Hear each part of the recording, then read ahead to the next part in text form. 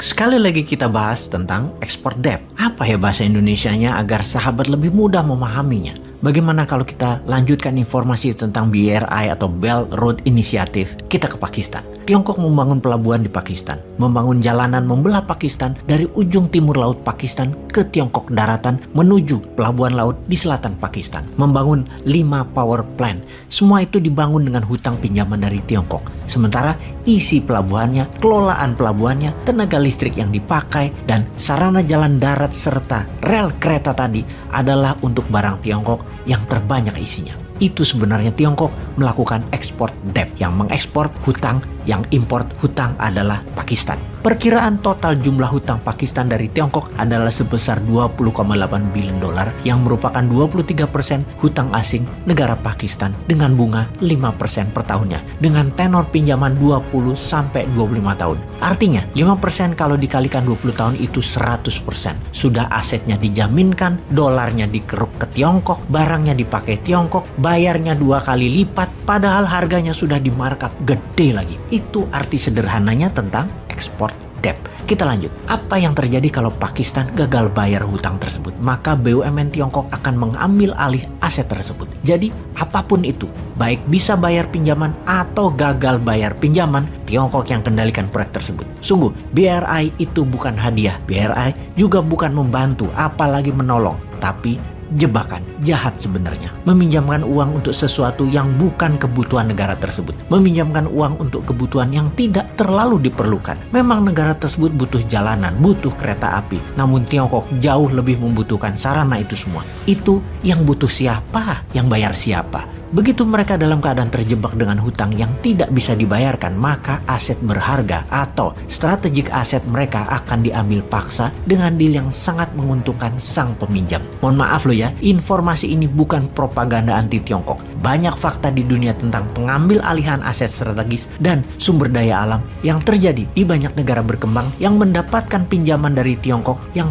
tidak mampu mengembalikannya. Gwadar Port di Pakistan misalnya diambil oleh Tiongkok karena tidak mampu membayar hutang Pakistan tersebut sehingga menjadi dikelola Tiongkok selama 40 tahun ke depan. Djibouti pelabuhannya, Obok, menjadi military base-nya Tiongkok dengan hampir 10.000 tentara Tiongkok di sana sebagai pasukan keamanan aset-aset Tiongkok di Afrika dikelola oleh Tiongkok selama 20 tahun ke depan. Tajikistan harus menyerahkan lahan dengan luas 1.000 km persegi wilayahnya untuk Tiongkok. Laos lebih sadis lagi. PLN-nya Laos 100% dikelola oleh Tiongkok saat ini. Kemudian Hambantota Port, pelabuhan laut lepasnya Sri Lanka, dikelola Tiongkok selama 99 tahun. Sama juga dengan Malacca Gateway-nya di Malaysia, dikendalikan Tiongkok selama 99 tahun. Dan ngomong-ngomong, 99 tahun itu sama dengan kelolaan Hong Kong oleh Inggris yang dimulai di tahun 1898. Secara keuangan, Bank Dunia mengatakan bahwa ada 23 negara berkembang yang mengambil pinjaman hutang Tiongkok atau menjadikan Tiongkok pembiaya dan kontraktor proyek mereka. Punya resiko seperti Laos, seperti Pakistan, seperti Sri Lanka. Dan dari 23 negara tersebut, 8 sudah dalam keadaan genting dan minta bantuan IMF.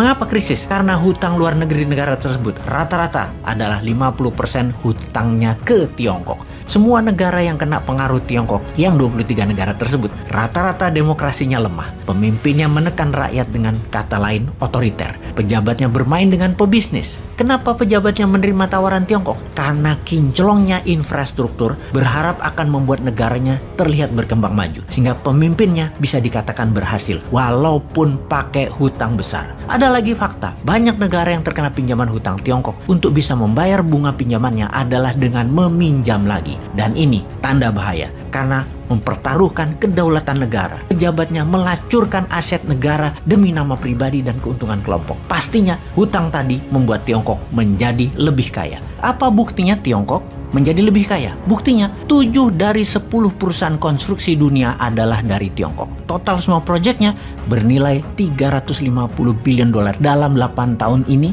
sejak tahun 2013, atau nilai tersebut sama dengan 3 kali APBN Indonesia, yang mana semua proyek itu diberikan oleh pemerintah Tiongkok dengan uang Tiongkok. Buktinya lagi, 5 dari 20 bank terkaya di dunia adalah banknya Tiongkok. Bank Tiongkok terlibat dalam 612 proyek di 37 negara senilai 510 billion dolar. Anehnya, proyek konstruksi dan pembiayaan oleh Bank Tiongkok tadi hanya memberikan sumbangan pada GDP nasional Tiongkok tidak lebih 3% saja. What does it tell you? Atau paham nggak Anda kira-kira? Artinya semua ini bukan sumber utama keuntungan Tiongkok, tetapi hanya salah satu strategi untuk Tiongkok menjadi kaya dan berkuasa, karena sumber asli keuntungannya adalah dari apa yang mengisi infrastruktur jalanan dan pelabuhan tadi.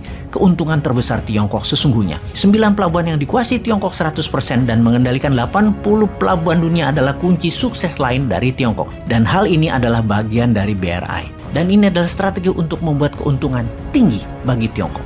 Semua pelabuhan itu ibarat untaian mutiara, mulai dari pelabuhan Tiongkok ke seluruh penjuru dunia. Inilah naval base-nya Tiongkok terkoneksi di seluruh dunia. Mereka bisa kendalikan pelabuhan, kendalikan rute perjalanan kapal, menempatkan kapal perangnya, dan pastinya mendikte rute perjalanan kapal perdagangan dunia. Jadi sesungguhnya BRI bukan economic plan, tetapi rencana untuk mengendalikan dunia. Kapan berakhirnya rencana pembangunan BRI ini? Yaitu di tahun 2049, di mana 100 tahun usia negara Tiongkok. Diharapkan 100 pelabuhan dunia diikat dalam satu kelolaan dan kepemilikan Tiongkok melalui strategi BRI. Alias pada saat itu Tiongkok sudah mendominasi dunia. Sahabat, semoga hal ini bisa menjadi bahan untuk pemikiran kita semua.